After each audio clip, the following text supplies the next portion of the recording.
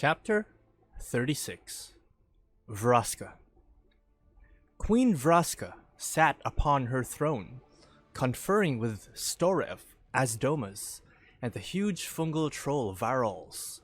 Storev's voice, which seemed to come like a whisper of cold wind from the land of the dead itself, said, "It is as we feared, my queen.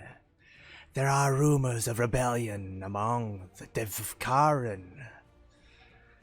And, as Doma stated between clicks, "These rumors center on Matka Itkoni, though herself has said nothing treasonable."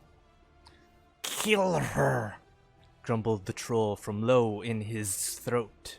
Storev lowered her head, and as Domus clicked 3 or 4 times, confirming in their unique ways what Verochka herself had already concluded as a truth. "I'd love to. But if the queen executes the Devkaran's high priestess without cause, then her followers will certainly rise, splitting the guild and leaving it vulnerable to the other 9 ruling powers on Ravnica." Varl shrugged. "Yeah, but if Queen Verochka don't kill Izoni, we all be facing a coup one day soon. One day real soon.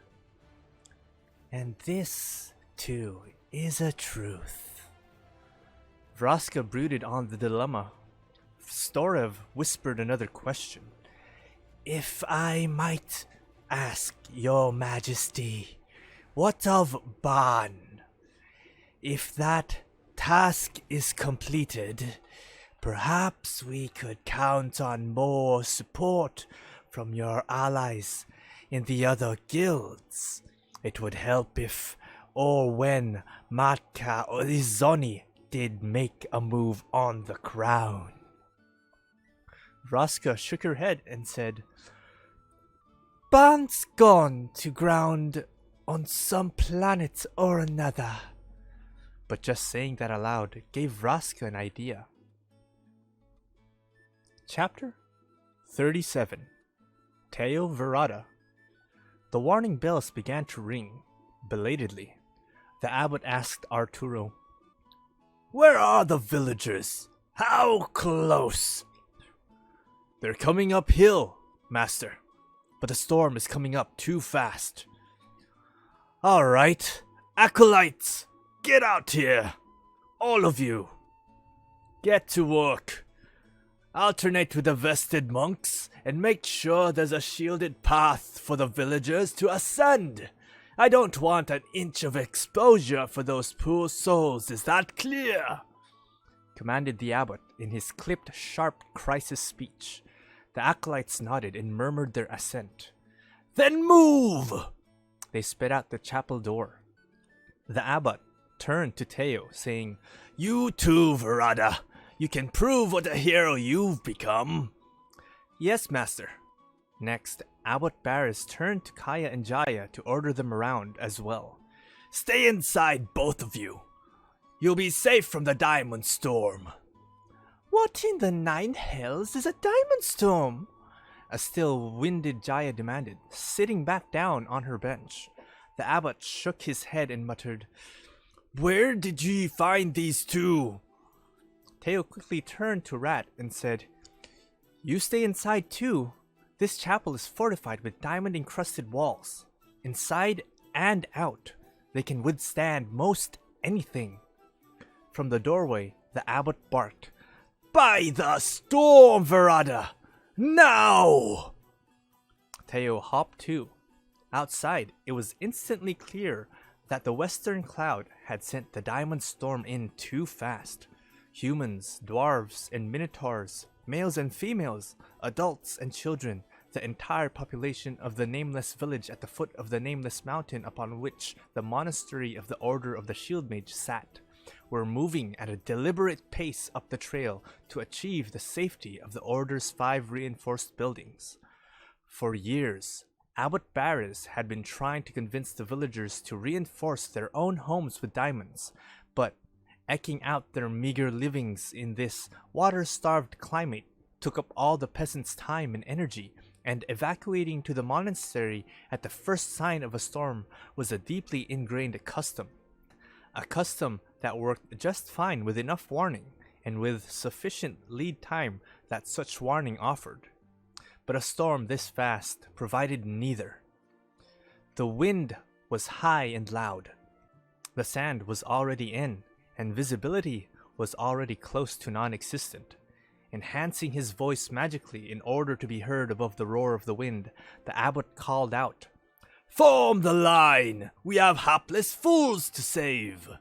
Theo took a position between Brother Armando and Brother Abedo, downhill from Theo, uphill from Piran and Arturo, his 3 cellmates and the best friends he'd ever had. Well, until I met Rat. It was almost funny how close he felt to her already. They had known each other had it really only been 2 days? That seemed incredible, and yet... "Shields up!" called out the abbot. "Find your lure!" Theo knew the drill. He began chanting, forming a triangle each from his eastern and western vertices. "4 pointers, Verada! You need diamonds to stop diamonds!" Theo nodded silently. He could no longer see the abbot for the sand. He chanted, expanding his left-hand triangle into a diamond, but his right hand lagged behind as usual. He was out of balance, as usual, even now, at the beginning. "Come on, Theo. You did much harder stuff on Ravnica. Much harder. By the Eastern Cloud, you formed a giant hemisphere strong enough to hold off a god eternal. You must be able to do 2 decent 4-pointers. He created a small circle of light beneath his right ear to provide the balance he naturally lacked. It worked a measure, and he was able to create the second diamond, and just in time, the diamonds were incoming. A few microstones sliced across the top of his scalp, reminding him to keep his shields high. But as the abbot taught, if all a shield mage could protect was himself, he was pretty poor a shield mage. "By the storm, Verada! If all a shield mage can protect is himself, he is a pretty poor shield mage." "Yes, master." He expanded his diamonds, working to join his lore with the geometries of brothers Armando and Abedo. Once again, his eastern vertices was up to the task. He was flush with Armando, but his western vertex was a mess. There was a great gap between his diamond and Brother Abedo's trapezoid, and he hadn't yet been able to combine his 2 diamonds into anything at all, leaving more gaps between them. "Find your lore, Acolyte!" Brother Abedo shouted. "Be the geometry!"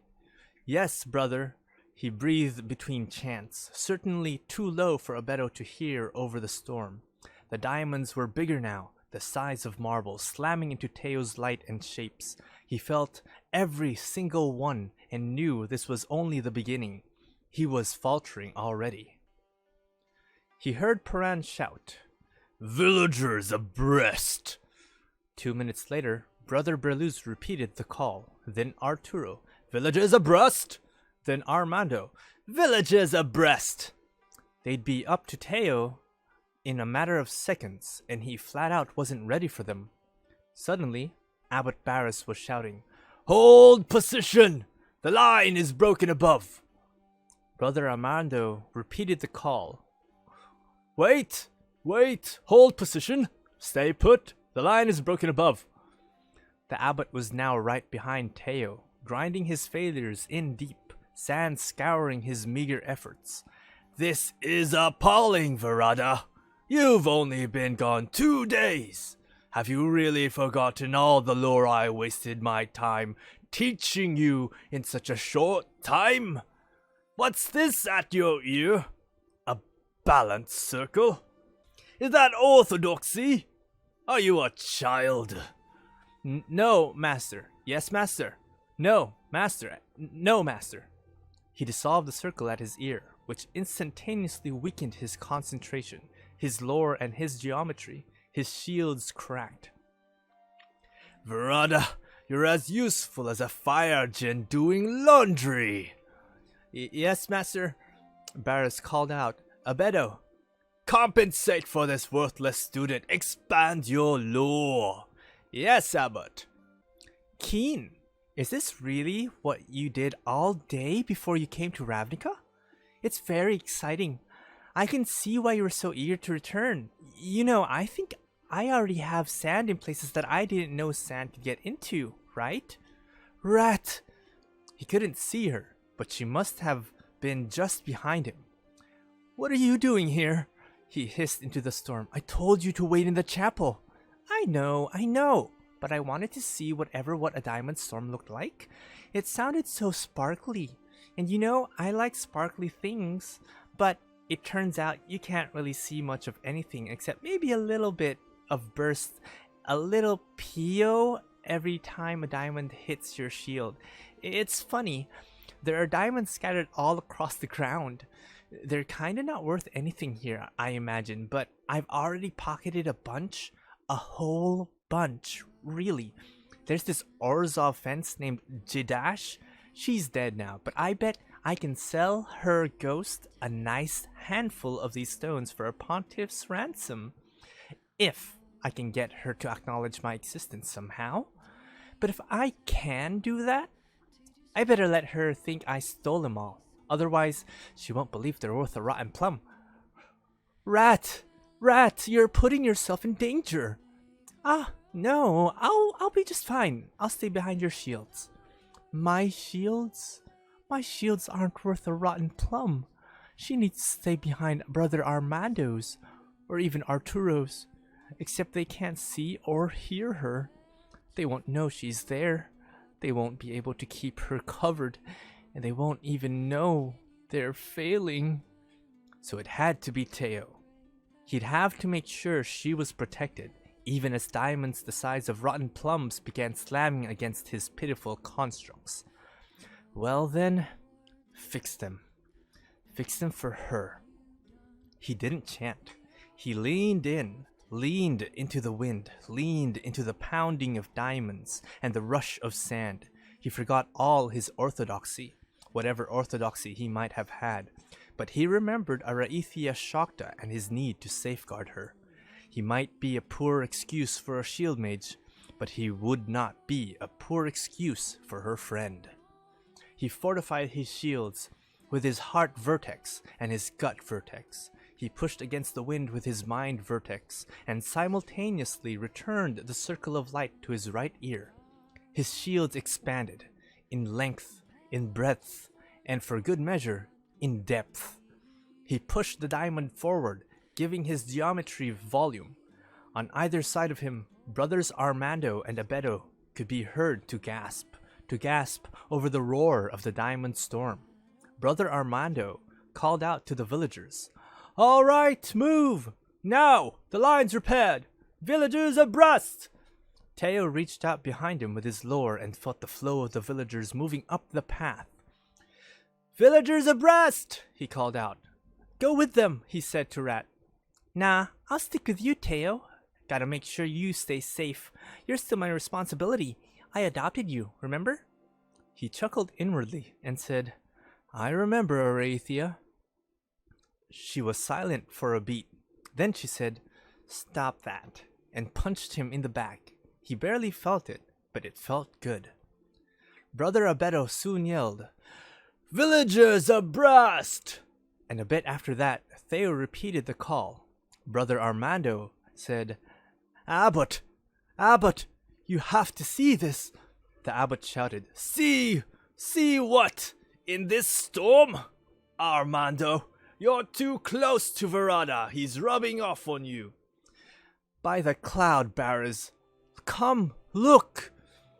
Rat said, "Whoa, is Brother Armando supposed to talk to the abbot that way? I thought only Miss Ballard could get away with that." Teo didn't respond, but he was pretty shocked. He knew that Brother Armando and the abbot went way back. But he'd never heard any of the brothers curse at Abbot Barris, ever. Not in front of the acolytes, anyway. The abbot approached, calling out, "All right, what is it?" Armando didn't answer. For a long minute, all Teo could hear was the wind. "Where's your shield, Armando?" And then, "Where's your shield, Abedo?" "Apparently, I don't need one," Armando said. "Same," Abedo called out. There was more silence. Teo was confused. Why would the brothers drop their geometry? How could they drop their geometry? "Is he doing this alone?" said the abbot in a whisper. If his voice weren't so magically enhanced, Teo never would have heard it. "Yep," said Rat. "It's all my boy Teo." "What?" Teo reached out with his senses along his geometry. His construct was longer than he could have imagined. It stretched to either side past both the vested monks. It had depth and solidity like nothing he'd ever created before, like nothing he'd ever seen demonstrated before. "How am I doing this?" "I'm thinking it's your spark," Rat said, reading him a bit, as she usually did. "You've got that thing all the walkers have, what that fuels your soul and your magic. It's what Bolus was stealing from the planeswalkers and why it made him so powerful. You have it. You always have, I guess. When you're not getting in your own way, that is. I mean, sometimes, Teo, you just think too much, you know? Not me, though. No one's ever accused the Rat of thinking too much. Of course, to accuse me of something, you'd have to know I'm here. That's why I'm such a great thief, right? Never once been caught, and never once will." The abbot spoke then, running over the end of Rat's explanation. "Teo," he said, "I'd almost forgotten." It was all he said for a long time. By this time, the villagers had all passed. One by one, he heard Piran, Berluz, Arturo, and Armando call out, "Villagers clear!" A few minutes after that, Teo made the same call. Still, he waited for Abedo and Theo's confirmations before he felt he could reduce his shields, tighten his geometry. Eventually, the storm began to fade. Only then did the abbot speak again, his voice no longer enhanced. "You did well, my boy. Very well. Now, you must leave this monastery and never come back." Chapter 38. Ral Zarek. The Wanderer had Tezzeret's scent. She'd been helping Ral track his target on a cosmic chase from Ravnica to Amonkhet to Innistrad to Kamigawa to wherever the hell they were now. Like most of the worlds on their search, this was a plane Ral had never visited before. Ral sat down, all but collapsed down, on a flat rock. "Where are we?" "Ixalan." But Tezzeret's moved on. "He barely stopped a moment here. We should go." Ral hated to show weakness, but exhausted from more planeswalking in a day than he'd ever done in an entire month. He said, "Listen, I get that you and I are built differently, but I need to catch my breath. I'm pretty well fried." He pointed toward the setting sun. "To be honest, we may have to spend the night here." "That's sunrise, not sunset." "Then we may have to spend the day here, or at least an hour or two. I'm sorry." "It's fine," she said, though she sounded at least a little annoyed. "You're really not that tired?" "No, but the longer we stay in one place, the more tired I'll become." "Sorry." "You said that already." He laughed. "Sorry to repeat myself? Look, would you sit down or something? I don't need you looming over me." She looked around and then sat down on another rock opposite him. "Better?" Yes, thank you." "You're welcome." "Can I ask you something?" "Can I stop you?" You don't have to answer." "I'm well aware of that." "Why are you helping me? Do you have a history with Tezzeret?" "I do." He waited. She didn't elaborate, so he prompted, And and I think it would be a good thing for the multiverse if he were dead. Because he's an extremely dangerous individual. I'm not sure you realize just how dangerous. I realize it. I've got a history with him too. You have a history with the man who worked for Nicol Bolas. That man was dangerous enough, I suppose, but that's not the Tezzeret I fear. You fear him? She hesitated, paused, long enough for the silence to grow awkward. Just when he was about to break it, she said, I fear what he might become untethered from the dragon. Ral watched her. She barely moved. He found he was somewhat desperate to see her face beneath the shadow of her hat brim, but he didn't even know how to ask. Every way he could think to phrase the request sounded flat out rude in his head. He said, So, we put him down now, for the greater good of the multiverse. For the greater good of the multiverse. And a little personal satisfaction. And significant personal satisfaction. Would you let me see your face? He hadn't meant to ask that. He had just blurted it out. No, she said simply, flatly. Why not? Why do you hide it? Why do you go to such extreme lengths to hide it? Do I? She swept her hair to the side and raised her head. Beneath the brim of her hat, she wore a mask of gold that covered her entire visage and even kept her eyes in shadow. He rolled his eyes. Yes, I think you do. I haven't been this desperate to see a woman's face in, well, ever. You've turned it into a mystery. Mystery creates fascination. I take it that was your intent. Far from it, she said. Now she sounded amused. Well then? I don't like seeing the faces of those who react to seeing my face, she said it simply, stating a fact. Are you that beautiful? I think I was once. She sounded wistful. But now? Again, she paused for quite some time. Eventually, she said, You understand how intrusive you're being, don't you? You think, because you have no sexual interest in women, that it gives you the license to speak to us and about us with objectivity. A false objectivity. You say to yourself, it's not an approach, it's not a line, it's not a judgment or evaluation. So what's the harm? You say to yourself, I'm just a safe haven, a non-threatening vessel into which any woman can spill her secrets. But all you're really doing is sating your own curiosity at our expense. It was his turn to pause. His face twitched, and he exhaled. I think you're generalizing, but there may be some truth in that.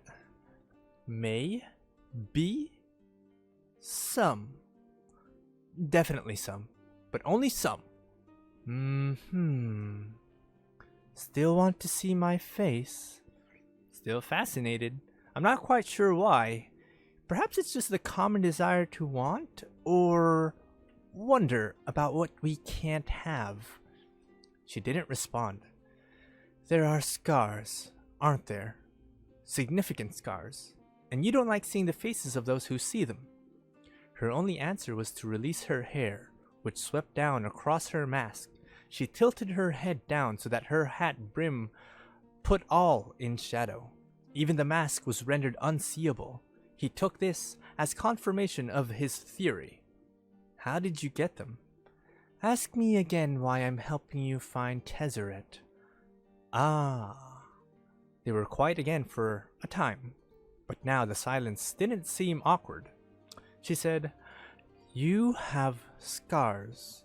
It was a question that sounded like a statement. Significant scars, he replied, but the most significant aren't visible to the naked eye.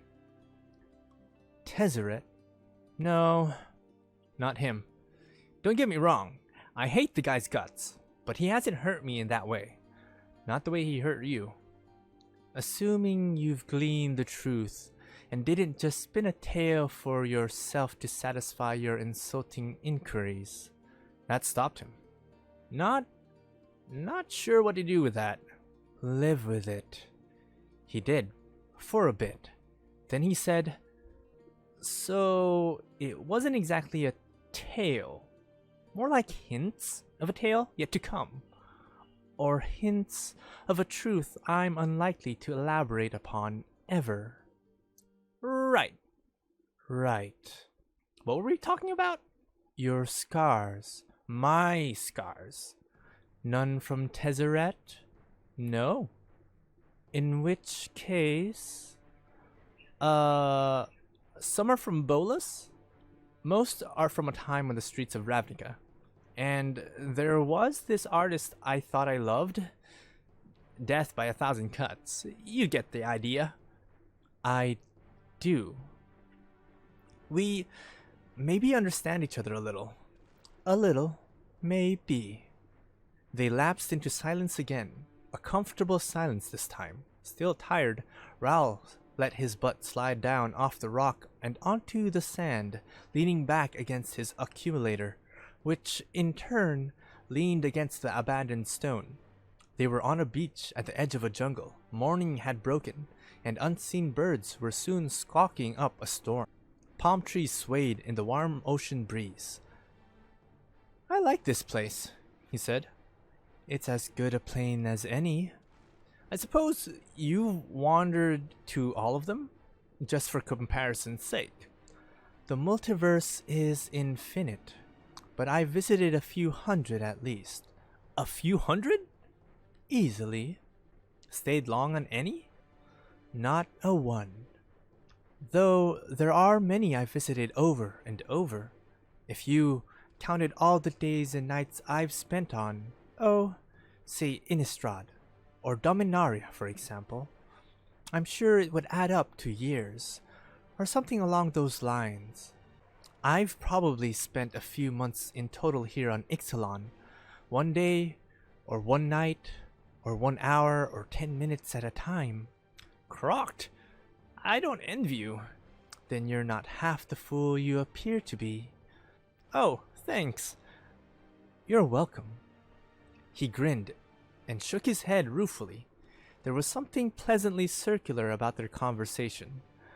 Are you rested now? She said, clearly trying not to sound impatient. Honestly? No.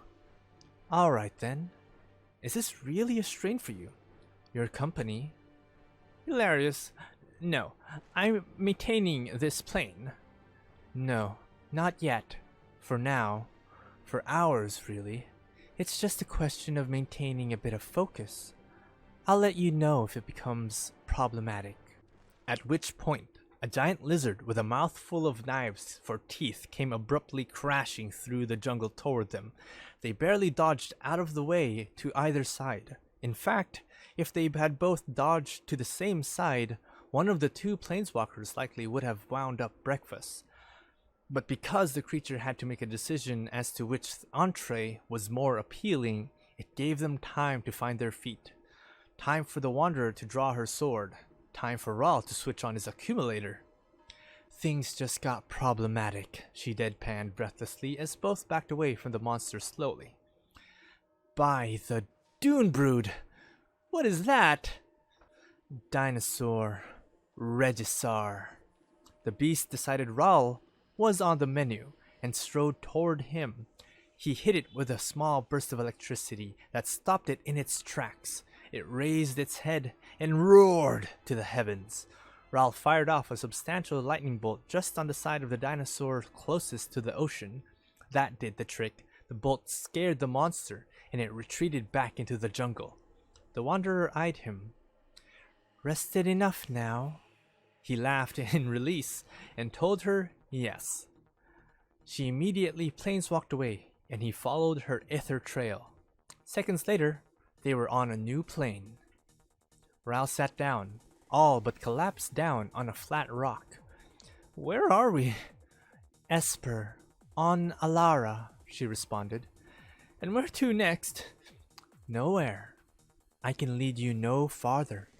Tezzeret is here.